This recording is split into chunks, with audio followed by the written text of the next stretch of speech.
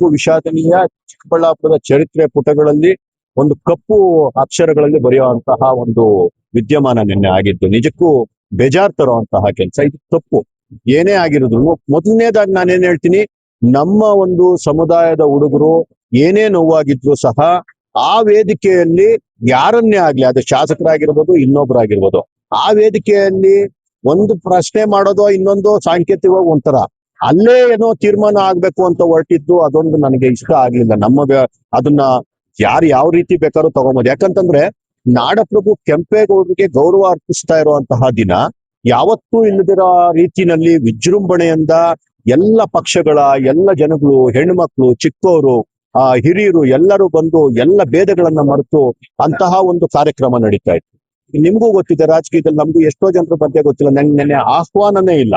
ಅಂತದ್ರಲ್ಲೂ ಸಹ ನಾವ್ ಏನಕ್ಕೆ ಹೋದ್ವಿ ಅಂತಂದ್ರೆ ಇದು ನಮ್ಮ ಕಾರ್ಯಕ್ರಮ.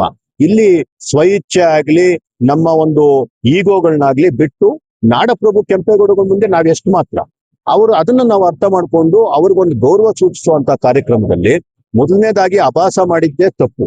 ಅಭಾಸ ಮಾಡಿದ ನಂತರ ಇಡೀ ಚಿಕ್ಕಬಳ್ಳಾಪುರದ ಏನು ಒಬ್ಬ ನಾಯಕನಾಗಿ ದೊಡ್ಡಣ್ಣನಾಗಿ ನಿಂತ್ಕೊಂಡು ಒಂದು ತಂದೆ ಸ್ಥಾನದಲ್ಲಿ ಏಜ್ ಚಿಕ್ಕಿರ್ಬೋದು, ಆದ್ರೆ ಸಾಂವಿಧಾನಿಕವಾಗಿ ಸಿಕ್ಕಿರುವಂತಹ ಹುದ್ದೆ ಏನಿದೆ ದೊಡ್ಡದಾಗಿ ನಿಂತ್ಕೊಂಡು ಆ ಒಂದು ಇದನ್ನ ಸಮಾಧಾನವಾಗಿ ಹ್ಯಾಂಡಲ್ ಮಾಡಬಹುದಾಗಿತ್ತು ಶಾಸಕರು.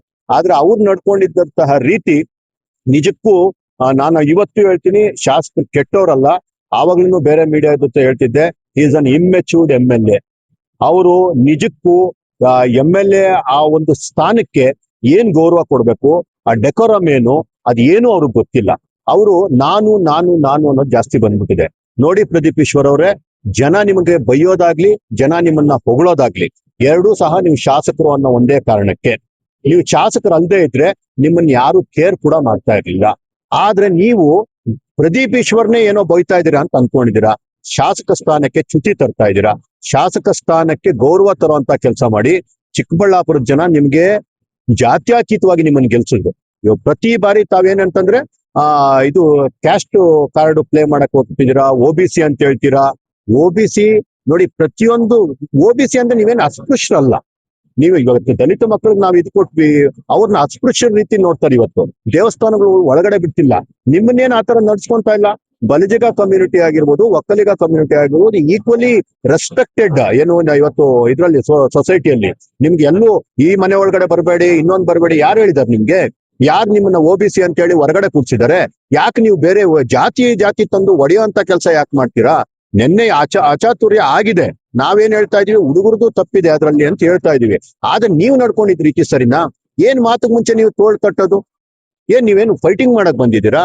ನೀವೊಂದು ಪ್ರಜಾಪ್ರಭುತ್ವ ವ್ಯವಸ್ಥೆಯಲ್ಲಿ ಶಾಸಕರಾಗಿದ್ದೀರಾ ಅಷ್ಟೇ ರೀ. 1.5 ವರ್ಷ ಟೈಮು. ಜನ ಮತ್ತೆ ಇಷ್ಟ ಬಿದ್ರೆ ಮತ್ತೆ ನೀವು ಗೆಲ್ತೀರಾ, ಇಲ್ಲ ಅಂತಂದ್ರೆ ನಿಮ್ ಮನೆಯಲ್ಲಿ ಹೋಗಿ ಕೂತ್ಕೊಂತೀರಾ, ಅಲ್ಲಿ ಕ್ಲೋಸ್ ನಿಮ್ ಚಾಪ್ಟರ್. ಆದ್ರೆ ನೀವು ಮಾಡ್ತಾ ಇರೋದೇನು? ಮೀಸೆ ತಿರುವುದೇನು? ಯಾರ ಮೇಲೆ ಮೀಸೆ ತಿರುತ್ತಾ ಇದ್ದೀರಾ? ನಿಮ್ಮ ಜನ ರೀ ಅವರು. ನಿಮ್ಮ ಮಕ್ಕಳ ತರ ನೀವು ನೋಡ್ಕೊಬೇಕು. ತಪ್ಪು ಮಾಡಿದಾಗ ಅವ್ರನ್ನ ಬರಸೆಳೆದು ಇದು ತಪ್ಪು ಅಂತ ಹೇಳ್ಬೇಕು, ಅಥವಾ ಕಾನೂನಿನ ಚೌಕಟ್ಟಿನಲ್ಲಿ ಅವ್ರಿಗೆ ಏನಾದ್ರು ಶಿಕ್ಷೆ ಕೊಡ್ಸಿ. ಈ ರೀತಿ ಇನ್ನೊಂದು ಸಲ ಆಗ್ದಿರಂಗ ಅದನ್ನ ನೋಡಿ ದೊಡ್ಡ ರೀತಿ ನಡ್ಕೊಳ್ತಿ. ನೀವು ನಡ್ಕೊಂತಾರ ರೀತಿ ಏನು? ಹೋಗ್ಬಿಟ್ಟು ಆ ಕಾರ್ ಮೇಲೆ ನಿಂತ್ಕೊಂಡು ಏನಿದೆಲ್ಲ ಅನ್ಯಾಯ. ಏನೋ 4 ಜನ ನಿಮ್ ಜೊತೆ ಸುತ್ತಲೂ ಇದ್ರು ಶಾಸಕರು ಅಂತೇಳಿ, ನಾಳೆನೂ ಶಾಸಕರು ಅಕಸ್ಮಾತ್ ಆಗಿಲ್ಲ ಅಂದ್ರೂ ನಿಮ್ಮನ್ನ ಗೌರವಿಸುವಂತ ರೀತಿನಲ್ಲಿ ಇವತ್ತು ನೀವು ನಡ್ಕೊಂಡ್ರೆ ನೋಡಿ. ಇವತ್ತು ಸುಪ್ರೀಂ ಕೋರ್ಟ್ ನ ರಿಟೈರ್ಡ್ ಜಡ್ಜ್ ಬಂದಿದ್ರು, ಇವತ್ತು ಅಧಿಕಾರ ಇಲ್ಲ, ಆದ್ರೂ ಜನ ಅವ್ರ ಕಾಲಕ್ಕೆ ಬೀಳ್ತಾರೆ, ಅವರ ಭಾವನೆಗಳನ್ನ ಅರ್ಥ ಮಾಡ್ಕೊಂತಾರೆ, ಅವರ ಮಾರ್ಗದರ್ಶನ ಕೇಳ್ತಾರೆ. ಆ ರೀತಿಯ ವ್ಯಕ್ತಿತ್ವ ನೀವು ಆಗ್ಬೇಕು. ಯಾವ್ದು ಅಧಿಕಾರ ಆಗ್ಲಿ ಇನ್ನೊಂದಾಗ್ಲಿ ಯಾವ್ದು ಶಾಶ್ವತ ಅಲ್ಲ. ನೀವು ನಡ್ಕೊಂಡಿದ್ ರೀತಿ ಇಡೀ ಚಿಕ್ಕಬಳ್ಳಾಪುರ ಚ್ಯುತಿ ತಂದಿದೆ. ಪ್ರತಿಯೊಂದು ಇಡೀ ಸ್ಟೇಟ್ ನ ಎಲ್ಲಾ ಪೇಪರ್ಗಳಲ್ಲಿ, ಎಲೆಕ್ಟ್ರಾನಿಕ್ ಮೀಡಿಯಾದಲ್ಲಿ ಅದೇನೇ ಬರ್ತಾ ಇದೆ. ನಿಮ್ಮಿಂದ ಪದೇ ಪದೇ ಚಿಕ್ಕಬಳ್ಳಾಪುರ ಅವಮಾನ ಆಗ್ತಿದೆ. ಇದು ದಯವಿಟ್ಟು ತಾವು ತಿದ್ಕೊಬೇಕು. ಈ ರೀತಿಯ ಕೆಲಸ ತಾವು ಮಾಡಬಾರ್ದು ಅಂತ ಈ ಮುಖಾಂತರ ಪ್ರದೀಪ್ ಈಶ್ವರ್ ಅವ್ರಿಗೆ ಎಚ್ಚರಿಕೆ ಕೊಡ್ತಾ ಇದ್ದೀನಿ. ಜೊತೆಗೆ ಒಂದಷ್ಟು ಮಕ್ಕಳನ್ನ, ಯುವಕರನ್ನ ಏನೋ ಒಂದು ದ್ವೇಷ ಭಾವನೆ ಇಟ್ಕೊಂಡು ನಿನ್ನೆ ಆಗಿರೋ ಒಂದು ಇದರಲ್ಲಿ ಒಂದಷ್ಟು ಅಮಾಯಕರನ್ನ ಸಹ FIR ಮಾಡುವಂತ ಕೆಲಸ ಆಗ್ತಿದೆ.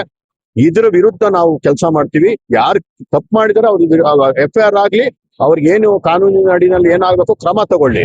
ಬೇಡದೇ ಇರೋ ಹುಡುಗರನ್ನೆಲ್ಲ ತಾವು ಸೇರ್ಸಕ್ ಹೋಗೋದು, ತಮ್ಮ ಆಟಗಳನ್ನ ಆಡಕ್ ಹೋಗೋದು, ತಮ್ಮ ಅಧಿಕಾರವನ್ನ ದುರುಪಯೋಗ ಪಡಿಸ್ಕೊಂಡು ಎಷ್ಟಾದ್ರೂ ಇಟ್ಟಿರ್ಲಿ, ಆಮೇಲೆ ಚಿಕ್ಕಬಳ್ಳಾಪುರ ಬೆಂಕಿ ಆಗ್ಬಿಡ್ತದೆ. ಈಗ್ಲೇ ನೋಡಿ, ನನ್ಗೆ ಚಿಕ್ಕಬಳ್ಳಾಪುರ ಎಷ್ಟು ಸೌಹಾರ್ದ ಅಂತಂದ್ರೆ, ಇವ್ರ ಮಾತು ಮುಂಚೆ ಏನು ಕಾರ್ಡ್ ಪ್ಲೇ ಮಾಡ್ತಾರೆ, ಜಾತಿ ಕಾರ್ಡ್. ನಾನು OBC ಅಂತ. ಬೆಳಗ್ಗೆ ನನ್ಗೆ ಬಲಿಜಿಗ ಕಮ್ಯುನಿಟಿ ಒಬ್ಬ ಲೀಡರ್ ಫೋನ್ ಮಾಡಿದ್ರು.